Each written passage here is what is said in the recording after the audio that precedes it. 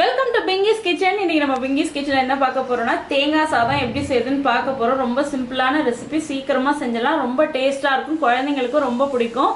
வாங்க எப்படி செய்யுதுன்னு பார்க்கலாம். அதுக்கு முன்னாடி நம்ம சேனலை சப்ஸ்கிரைப் பண்ணலன்னா மறக்காம சப்ஸ்கிரைப் பண்ணிடுங்க. பக்கத்துல இருக்கிற பெல் பட்டனையும் கிளிக் பண்ணிடுங்க. வாங்க வீடியோக்குள்ள போலாம்.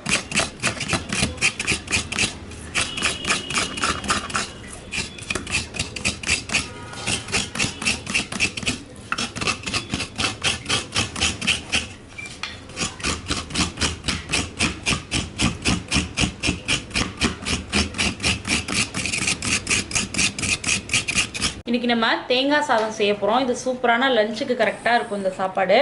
அதுக்கு பார்த்தீங்கன்னா நான் பாஸ்மதி ரைஸ் வந்து நல்லா உதிரியாக வேக வச்சு ஒரு கப் எடுத்து வச்சுருக்கேன். ஒன்றுக்கு ஒன்று தான் வச்சுருக்கேன் தண்ணி. அந்த மாதிரி குக்கரில் வச்சு ஒரு விசில் விட்டு எடுக்கும்போது இந்த மாதிரி உங்களுக்கு உதிரியாக அரிசி உடையாமல் கிடைக்கும். அப்புறம் பார்த்தீங்கன்னா 3/4 கப்பு வந்து தேங்காய் துருவல் எடுத்திருக்கேன். 1 கப்பு ரைஸ் எடுத்ததுனால 3/4 கப்பு தேங்காய் துருவல். அதுவும் பார்த்தீங்கன்னா இந்த கருப்பெல்லாம் இல்லாமல் வந்து தேங்காவை துருவி வச்சுக்கோங்க, அப்போ தான் தேங்காய் சாதத்துக்கு நல்லாயிருக்கும். காரத்துக்கு 4 பச்சை மிளகாய் எடுத்திருக்கேன். தாளிக்கிறதுக்கு கடுகு உளுத்தம்பருப்பு, கடலைப்பருப்பு ஒரு 1/2 டீஸ்பூன், குண்டு மிளகாய் ஒரு 5, கருவேப்பிலை கொஞ்சம். இந்த தேங்காய் சாதத்துக்கு பார்த்தீங்கன்னா தேங்காய் எண்ணெயில் தாளித்தா இன்னும் சூப்பராக இருக்கும். ஸோ நான் தேங்காய் எண்ணெய் வந்து ஒரு 2 டீஸ்பூன் எடுத்திருக்கேன். பனிக்கு கொஞ்சம் கெட்டியாக இருக்குது. 1 டீஸ்பூன் சர்க்கரை, உப்பு தேவையான அளவு. வாங்க எப்படி செய்யுதுன்னு பார்க்கலாம். இப்போது ஒரு அகலமான பாத்திரம் வச்சுட்டு அதில் நம்ம வந்து தேங்காய் எண்ணெய் சேர்த்துடலாம். தேங்காய் எண்ணெய் சேர்த்து நம்ம வந்து செய்கிறப்போ ரொம்ப டேஸ்ட்டாக இருக்கும் தேங்காய் சாதம். தேங்காய் எண்ணெய் நல்லா மெல்ட் ஆகிடுச்சு.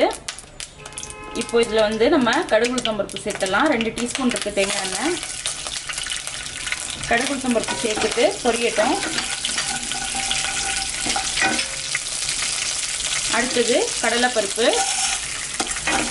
இது ரெண்டும் வந்து நல்லா கலர் மாறணும். மாறுற வரைக்கும் ஒரு 1/2 நிமிஷம் நம்ம வந்து அதை அப்படியே வறுத்து விட்டுருக்கோம். அடுத்தது குண்டு மிளகாய், இது சேர்த்த கையோட பச்சை மிளகாய், கருவேப்பிலை,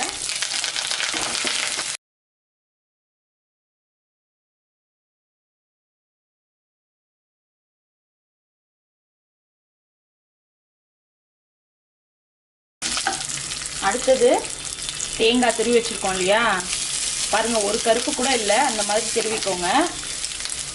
தேங்காய் சேர்த்ததுக்கு அப்புறமா கையோட சர்க்கரை சேர்த்துக்கோங்க. இதுக்கு தேவையான அளவு உப்பும் சேர்த்துக்கோங்க. ஏன்னா நம்ம சாதத்தில் கொஞ்சம் உப்பு சேர்த்து தான் வடிச்சிருப்போம். இதுக்கு மட்டும் தேவையான அளவு உப்பு சேர்த்துக்கலாம். சேர்த்துட்டு இதை ரொம்ப நேரம் வதக்கணும்னு அவசியம் இல்லை. கொஞ்சம் அந்த கலர் லைட்டாக மாறின உடனே நம்ம வந்து சாதத்தை சேர்த்துடலாம். பாருங்க, இந்த அளவுக்கு கலர் மாறி இருந்தால் போதும். ரொம்ப செகப்பாலாம் வறுக்கணும்னு அவசியம் இல்லை.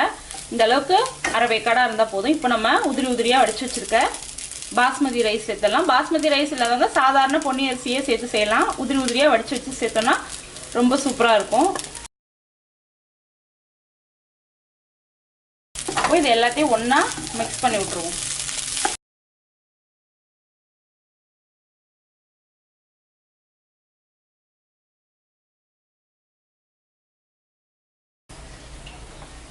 சூப்பரான தேங்காய் சாதம் ரெடி ஆயிடுச்சு.